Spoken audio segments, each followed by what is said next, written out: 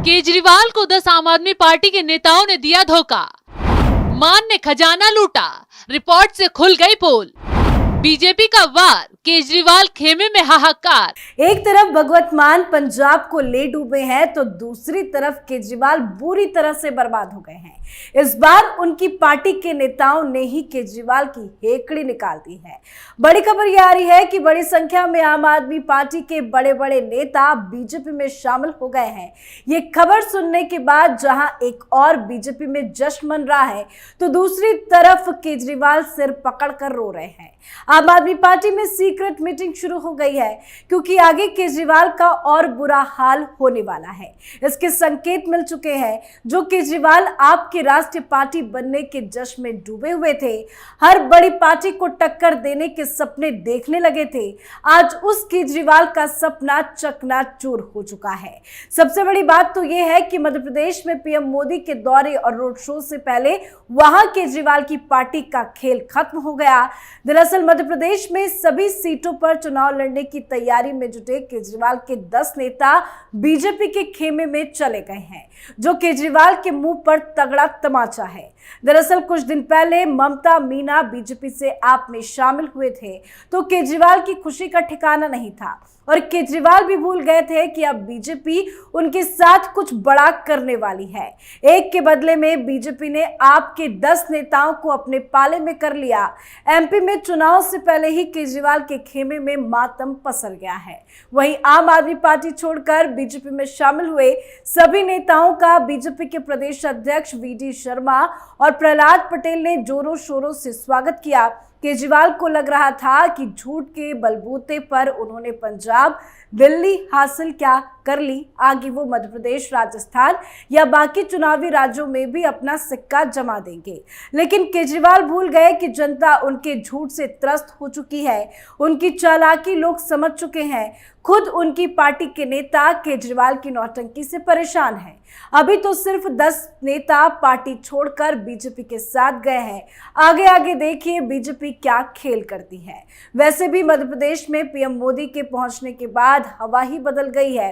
चारों ओर मोदी मोदी हो रहा है। पीएम मोदी के पहले चुनावी दौरे पर जब केजरीवाल को इतना बड़ा झटका लगा है तो आगे ना जाने क्या क्या होगा। हैरानी तो इस बात की है कि 10 नेताओं के बीजेपी में जाने की बात को केजरीवाल की गैंग झूठ बता रही है, अफवाह फैला रही है कि आम आदमी पार्टी अभी भी मजबूत है। लेकिन केजरीवाल जी अपने नेताओं की बीजेपी में जाने की तस्वीरें देखें, जिन्हें देखकर ही शायद केजरीवाल को सदमा लगा हुआ है। ये पहला झटका नहीं है जब केजरीवाल का सिर चकराया हो। इससे पहले केजरीवाल को तब सदमा लगा था जब उन्होंने मध्य प्रदेश में अपने उम्मीदवारों की पहली लिस्ट जारी की थी। दरअसल इस लिस्ट में बालाघाट जिले की लांजी से राजकुमार कहे का नाम था। सुबह उन्हें आपने उम्मीदवार बनाया और शाम को जब बीजेपी ने टिकट का ऐलान किया तो हुआ यूं कि राजकुमार केजरीवाल को धक्का देकर बीजेपी के टिकट पर जाकर बैठ गए। केजरीवाल का मध्य प्रदेश में हाल गुजरात वाला होने वाला है, क्योंकि गुजरात में तो केजरीवाल के नेता अपनी जमानत तक भी नहीं बचा पाए थे। सभी आप नेताओं को इतने कम वोट मिले थे कि केजरीवाल वहां मुंह दिखाने लायक नहीं रहे थे। गुजरात में केजरीवाल की जमकर बेइज्जती हुई थी क्योंकि उन्हें लग रहा था कि इस बार गुजरात में सत्ता उनके हाथों में होगी। लेकिन रिजल्ट ने केजरीवाल को मुंह दिखाने लायक नहीं छोड़ा। ऐसा ही अब केजरीवाल के साथ मध्य प्रदेश में भी होने वाला है। तो एक तरफ केजरीवाल रो रहे हैं, दूसरी तरफ भगवत मान ने पंजाब को बुरी तरह से बर्बाद कर दिया है। कंगाल हो गया पंजाब, जनता में हाहाकार, भगवंत मान पर वार। फ्री के नाम पर आप नेता लूट के काम पर। पंजाब को भी केजरीवाल और भगवत मान ने मिलकर नर्क में झोंक दिया है। एक ऐसी रिपोर्ट सामने आई है जो लोगों के होश उड़ा सकती है। इस रिपोर्ट में खुलासा हो रहा है कि भगवत मान के फ्री के लॉलीपॉप ने पंजाब को 70,000 करोड़ के कर्ज में डुबा दिया है, जिसका हर्जाना किसी और को नहीं बल्कि आप लोगों को भरना पड़ेगा। चौंकी नहीं, ये हकीकत है। कांग्रेस ने खुद केजरीवाल और भगवत मान की लूट पर हल्ला बोल दिया है। कांग्रेस नेता नवजोत सिंह सिद्धू ने पंजाब के मुख्यमंत्री भगवत मान को सरकारी कर्जे को लेकर घेरा है। सिद्धू ने कहा कि पंजाब अगले 10 साल में कंगाल हो जाएगा। सिद्धू के मुताबिक पंजाब में आम आदमी पार्टी की सरकार ने अभी तक के कार्यकाल में 50,000 करोड़ रुपए का कर्ज ले लिया है। उन्होंने बताया कि अगला बजट पेश होने तक पंजाबियों पर 70,000 करोड़ रुपए का कर्जा चढ़ जाएगा। हाल ही में पंजाब के देहात विकास फंड यानी आरडीएफ को लेकर राज्यपाल ने मुख्यमंत्री भगवत मान को पत्र लिखा था और कुछ सवाल खड़े किए थे। सिद्धू ने इसी पत्र को लेकर एक वीडियो भी शेयर किया, भगवत मान को बेनकाब किया और तमाम सवाल उठाए। पंजाब कांग्रेस की कमान संभाल चुके नवजोत सिंह सिद्धू ने कहा कि मुख्यमंत्री भगवत मान से पंजाब के राज्यपाल बनवारी लाल पुरोहित ने कुछ जरूरी सवाल पूछे हैं। ये सारे सवाल पंजाब की आने वाली पीढ़ी के लिहाज से बेहद अहम है। सिद्धू ने आरोप लगाया कि भगवत मान इन सभी सवालों से पहले भी भाग रहे थे और आज भी भाग रहे हैं। नवजोत सिंह सिद्धू ने आरोप क्या लगाया वो आपको बताते हैं। पंजाब में एक सिस्टम के जरिए एक माफिया काम कर रहा था। आप माफिया को खत्म करने आई थी और कहती थी कि एक नई व्यवस्था बनानी है, लेकिन वही आप जो व्यवस्था बदलना चाहती थी आज उसी व्यवस्था की मैनेजर इन चीफ है।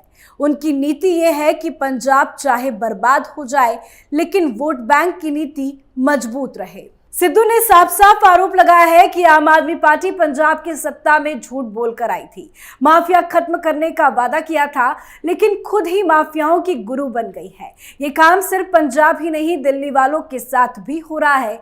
आम आदमी पार्टी ने पहले शराब माफियाओं को फायदा पहुंचाकर अपनी जेब भरकर राज्य को नुकसान पहुंचाया और अब बाकी प्रोजेक्ट से पंजाब की लूट हो रही है, राज्य को कर्ज के नर्क में ढकेल रही है। राज्यपाल पहले ही इस बात को लेकर भगवत मान पर सख्ती दिखा चुके हैं, सवाल पूछ चुके हैं, लेकिन भगवत मान राज्यपाल क्या कांग्रेस के भी एक सवाल का जवाब देने से बच रहे हैं।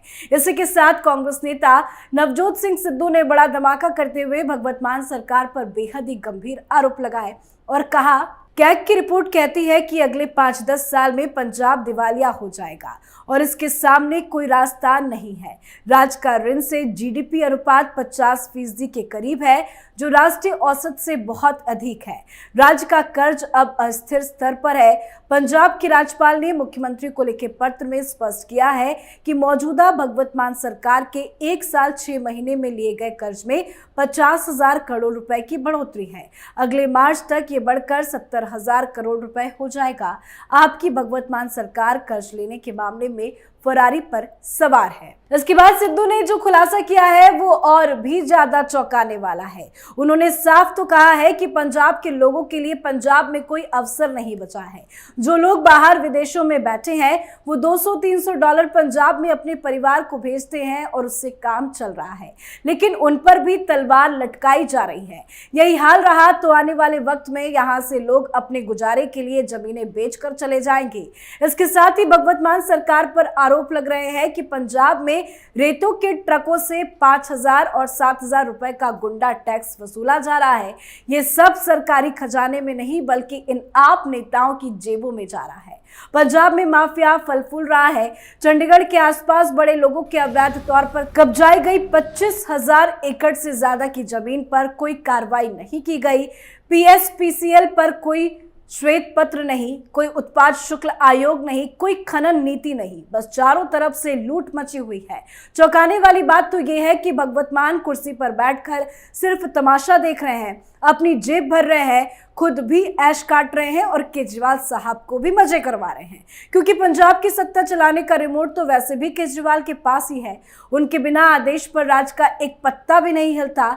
यानी यही वजह है कि पंजाब में माफियाओं का राज बढ़ रहा है। कार्रवाई के नाम पर उन्हें सह दी जा रही है। सत्ता में बैठे लोग लोक लुभावन राजनीति से जनता को मूर्ख बना रहे हैं। पंजाब की जनता को कर्ज के जिस जाल में ढकेला गया है उसमें हर पंजाबी पर लगभग 1,20,000 रुपए का कर्ज है और ये आंकड़ा हर दिन बढ़ता ही जा रहा है।